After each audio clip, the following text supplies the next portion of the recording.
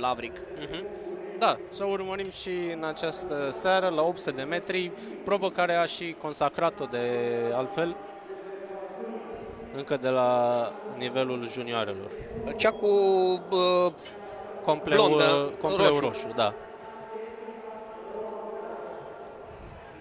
Celelalte concurente pe care le vedeți acum, am văzut-o și ieri pe Tabita Teușan, apoi Elena Mirela Lavric, Rosana Constantin, Andreea Maria Bogdan, Larisa Maria Ureche. Între timp au intrat și băieții la săritura în lungime, sectorul dedicat acestei probe. La lungime va fi un duel de urmărit între Gabriel Bitan și Tănase Valentin.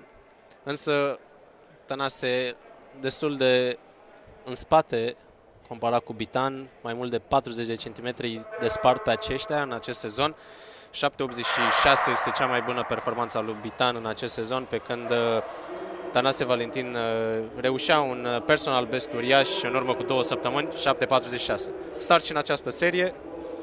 Lavric e convinsă acum că va trebui să ia de una singură, pentru că seria nu e foarte valoroasă și că nu trebuie neapărat să aștepte, pentru că obiectivul nu e să câștige seria asta.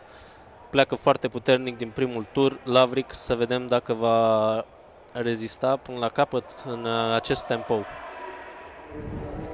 Dacă va rezista, însă am văzut ieri, am avut suficiente exemple în care poate cel mai bun e faptul că am avut un câștigător din seria a treia valorică. Da, îl amintim pe Corneschi. Corneschi, exact, Ilie de la Craiova. Nimeni nu se gândea că... Într-adevăr. De ce n-am putea avea o câștigătoare din seria asta? Teoretic. Șanse egale. Fiecare are aceeași distanță de alergat, se pot produce surprize. Intrăm în ultimii 400 de metri. Pe de altă parte, avantajul Mariei Florea...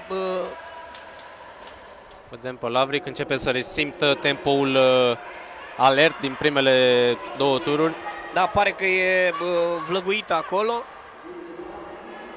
Cred că va câștiga seria asta, dar nu-i va fi suficient. Nu mai poate fi ajunsă, distanța e totuși mare. Încă 40 de secunde să termine 250 de metri, să vedem. 26 de secunde să termine ultimul tur, 180 de metri. Oare va reuși? Trage Lavric. Intră în ultima 100 de metri, Lavric. Da, Lavric a impus un tempo destul de bun în această serie, dar... Nu o devansează. Însă să vedem dacă prinde totuși o medalie de bronz. 2-11-16 rezultatul final al lui Lavric. Cred că am învins-o pe Talpiș din a doua serie, care fugise și ea 2-12, însă nu mai mi-aduc aminte exact sutimile. Va fi la sutim. Abia aștept să ne ofere colegii grafica. Da, rezultatele oficiale în și atunci, toate seriile, vom ști sigur. Promitem să le și notăm ca să iată pe Lavric. Ce efort pe ultima parte a probei, spuneam, născută în 1991, împlinește anul acesta 30 de ani. Da, sportivă cu experiență, vechime în sport. Da, și continuitate la cel mai înalt nivel, pentru că e uriaș de greu să te menții. Da, este greu să ajungi la nivelul Lavric, este și mai greu să te menții acolo. Tu pomeneai ceva de băieții care se pregătesc pentru proba de lungime.